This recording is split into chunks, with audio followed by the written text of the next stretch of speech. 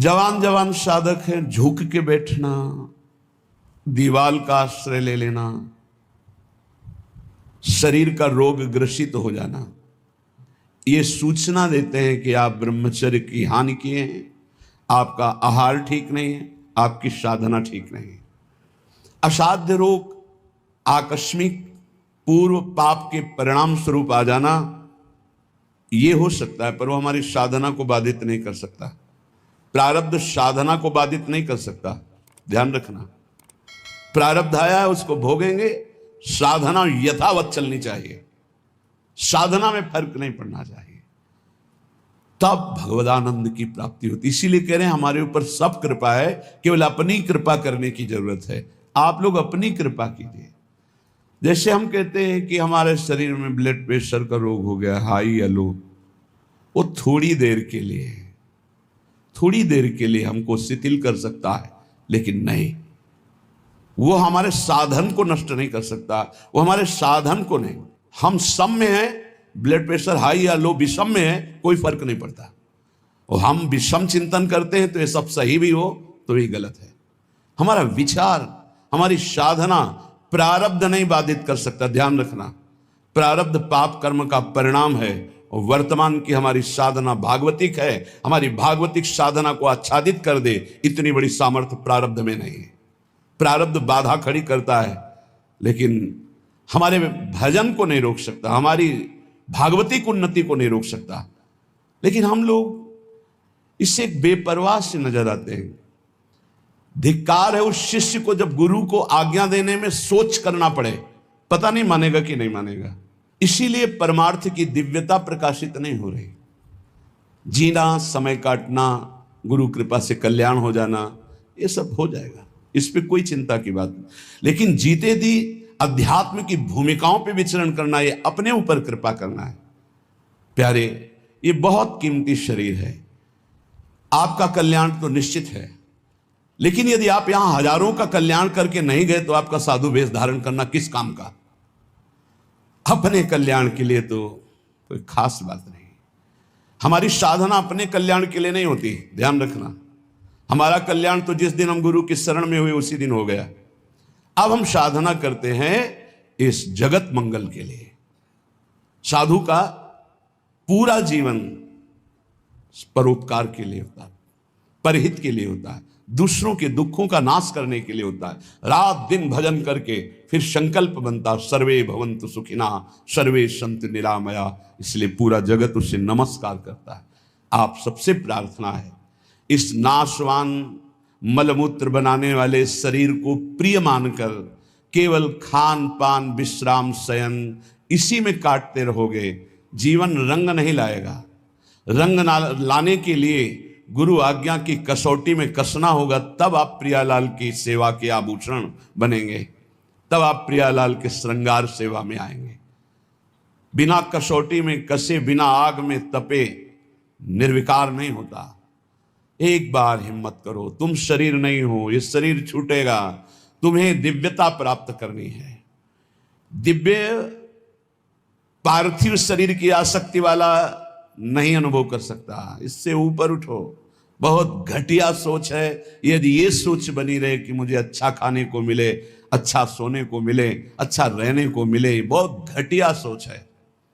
रात के 12:30 बजे जग गए, अपनी दिनचर्या में लगे, 10:30 बजे तक लगे रहेंगे, फिर जाके ये हम इसलिए कह रहे हैं कि आप स्वस्थ हैं और आप कमाई नहीं कर पा रहे, चाहे गृहस्थ हो या विरक्त। अरे मरना है यार, जाना है यहां से, अच्छी नाम की कमाई कर लो, अच्छी अध्यात्म की उन्नति कर लो, लाखों का कल्याण कर दोगे। सतरति सतरति सा लोकाम तारयति। हमारा जन्म दूसरों का मंगल करने के लिए हुआ है। आप विश्वास कीजिए, बहुत घाटे का सौदा हो रहा है, बहुत घाटे का। किसको चढ़ाएं, किसको उत्तम रीति में पहुंचाएं, जब तक हमारी आज्ञा पर तुम बलिदान होना नहीं चाहोगे तब तक नहीं बन सकता। पंच प्यारों की रचना जानते हो कैसे हुई थी? हमें तुम्हारा रक्त चाहिए, तुम्हारी गर्दन चाहिए, खड़े हो सभा में कौन? तो एक खड़े हुए, अंदर गए और ऐसे रक्त की धारा चल पड़ी। अब दूसरा कोई खड़ा हो, 5 केवल खड़े हुए थे लाखों की सभा में, फिर 5 को निकाल के लाए क्योंकि काटा नहीं था। वहां केवल लीला की थी, अन्य रक्त की लीला केवल हुई थी, वहां किसी की हिंसा नहीं हुई थी।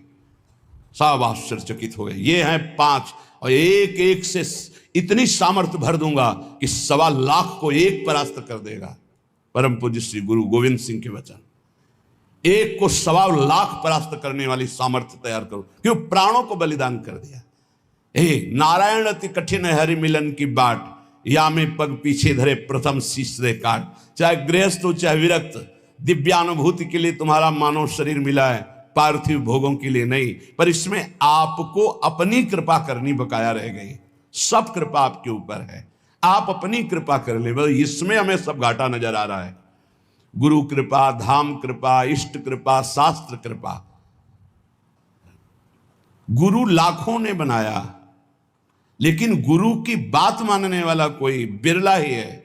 ऐसा नहीं कि नहीं है, पर वो इतने में अंगुली में गिने जाए। तो एक साधु जब साधना करता है तो प्रांत को पावन कर देता है, और सैकड़ों साधु जहां भजन करे तो राष्ट्र को पावन करने की सामर्थ्य रखते हैं। इसलिए जगो, मोह निद्रा से जगो। तुम मानव नहीं हो, तुम भगवान की दिव्य अंश हो। तुम्हारा जन्म ही हुआ है दिव्यता के लिए, पशुता के लिए तो अन्य योनियां है। निद्रा भय आहार मैथुन ये पशुता है, इसके लिए अन्य योनियां हैं। तुम दिव्य नारायण स्वरूप हो, हरि स्वरूप हो, अपने स्वरूप की तरफ बढ़ो। ये सब छोड़ो, ये आंतरिक वृत्ति को सुधारो भाई।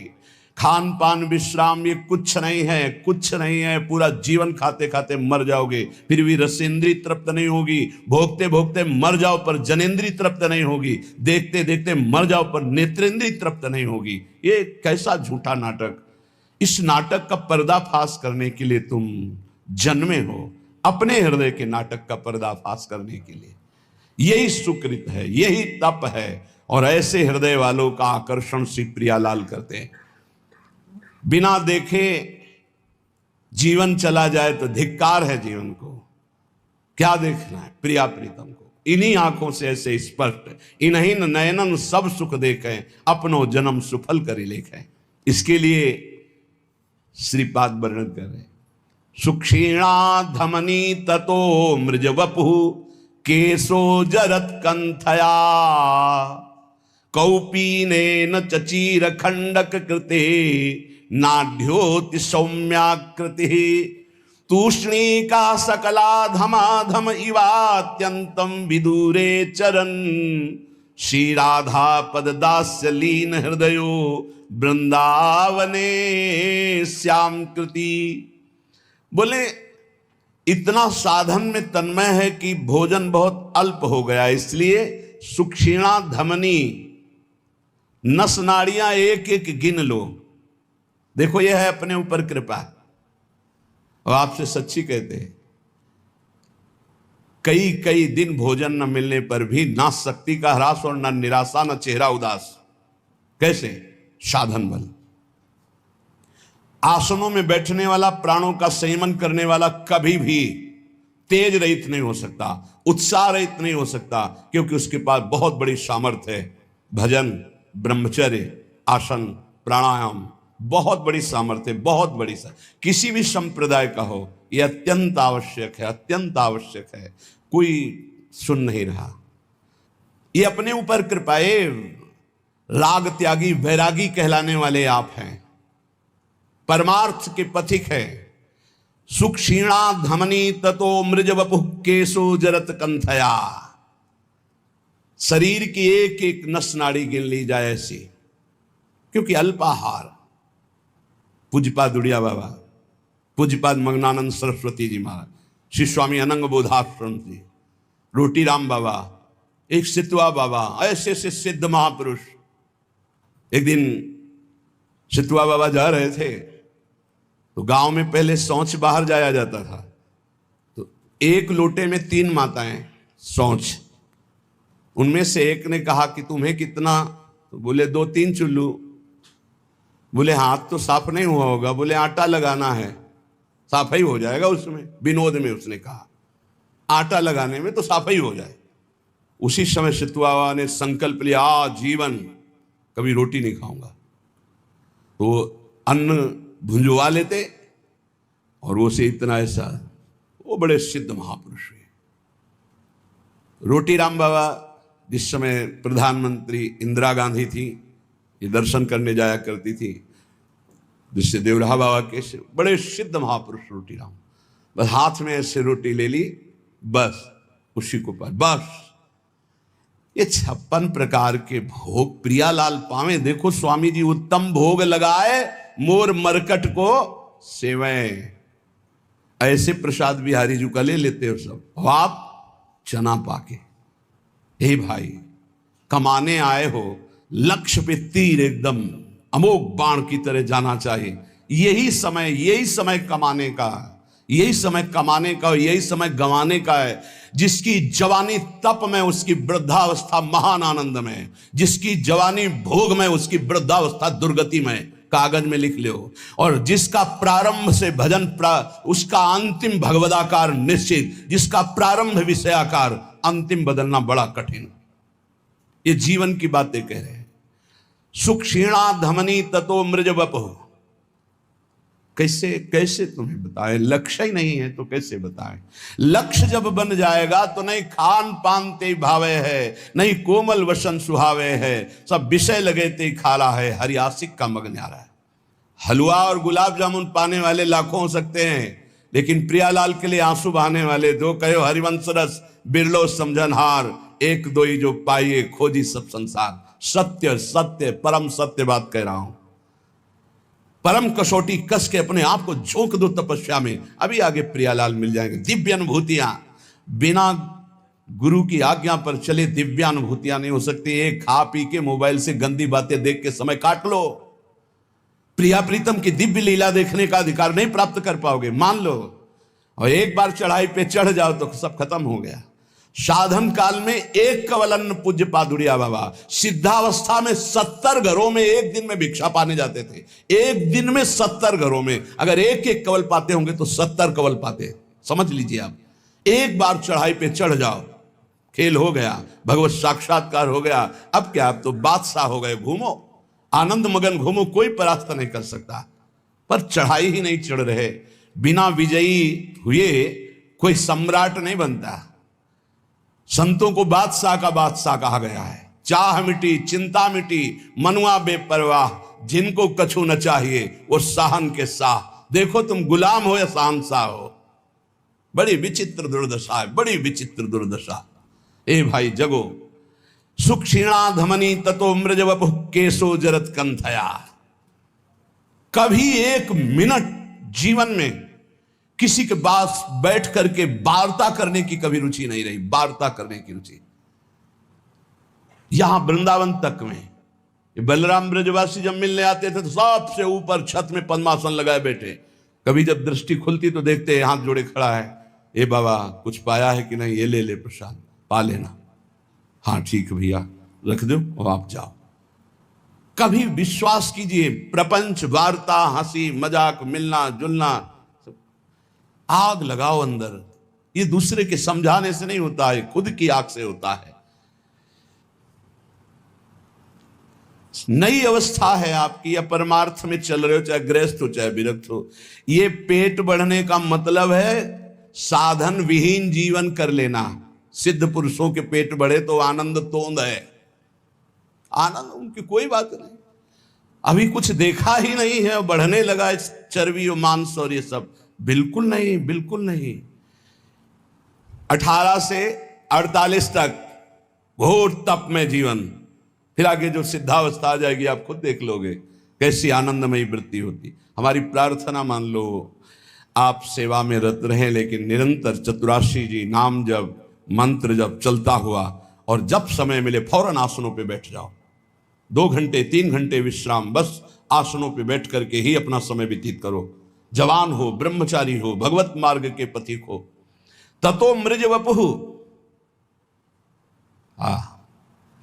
कभी शरीर में साबुन तेल सांसारिक वस्तुएं इनका प्रयोग मत करो, वैसे प्राय नहीं करते, मत प्रयोग करो। कह रहे कि अमृज वपुहु, ये साबुन लगा लगा करके इसके चमड़ी को चिकनी करके क्या तुम्हें संसार को दिखाना है? किसके? साबुन घोर रजोगुणी वस्तु है, शरीर में नहीं कभी लगाना।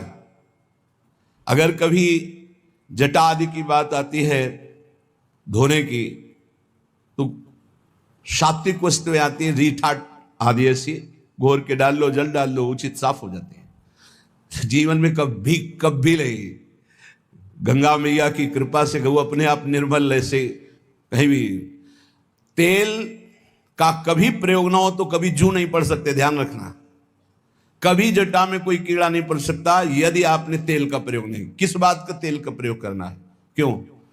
चमड़ी चिकनी करनी है। अब तो भाई सेटिंग फेटिंग सब पता नहीं चलता है कि क्या साधुता है, क्या वैरागी की पद्धति, क्या नियम, कुछ पता ही नहीं चलता है। धातु स्पर्श करना वैरागी को मना, तो 14 अंगूठियां पहने। बड़ा लगता है, बड़ा विचित्र लगता है। साधुता का बहुत सर्वनाश होता चला जा रहा है। संन्यास मार्ग और धातुओं की अंगूठी, साधु और वचन की निष्फलता, बिल्कुल झूठे शब्द बोले जा रहे। साधु भेष रख के तब तक क्या है, परमार्थ का क्या स्वरूप समझा जाए? साधु के वचनों पर विश्वास होता है। आप आएंगे, जी कह दिया कि हां, तो 5 मिनट पहले उपस्थित वहां रहेंगे। अगर बाधा हमारे पहुंचने में पहुंच रही तो सूचना पहले पहुंच जाएगी। क्षमा कीजिएगा, अमुक समस्या के कारण। साधु के वचन ही होते। अमार्जित शरीर, केवल जल से धुल लिया बस। गंदी होनी चाहिए चमड़ी, पागलों जैसी स्थिति शरीर की बना। कभी दोनों कपड़े नए नहीं होने चाहिए, एक पुराना जरूर होना चाहिए। नीचे का पुराना, ऊपर का नया, ऊपर का पुराना तो नीचे का नया। एक साथ कभी नए वस्त्र मत धारण करो, जो एक मर्यादा है उससे चलो। ततो अमृज वपुः, बस केवल जल से पवित्रता के लिए धो लिया, मल मल करके शरीर धोने की जरूरत नहीं। जल डाल लिया पवित्रता के लिए। और कह रहे केशो जरत कंठया, बालों को कंघा मत फेरो, जटा रूप में परिवर्तित करो। श्रीपाद कह रहे, आज्ञा कर रहे। किसी किसी का स्वभाव होता है महीने, 1.5 महीने, 2 महीने में बना लेना, वो बराबर। 2 ही मार्ग हैं, एक जटा रखना, एक बना। पूर्वाभ्यास इस शरीर का रहा है, 10-12 वर्ष में मुड़वा ले तो मुड़वा ले, 10-12 वर्ष तक ऐसे पड़े रहने का। किसी किसी का अभ्यास होता है, जैसे पूज्य गुरुदेव भगवान प्रति 2 महीने में 2 ही पद्धति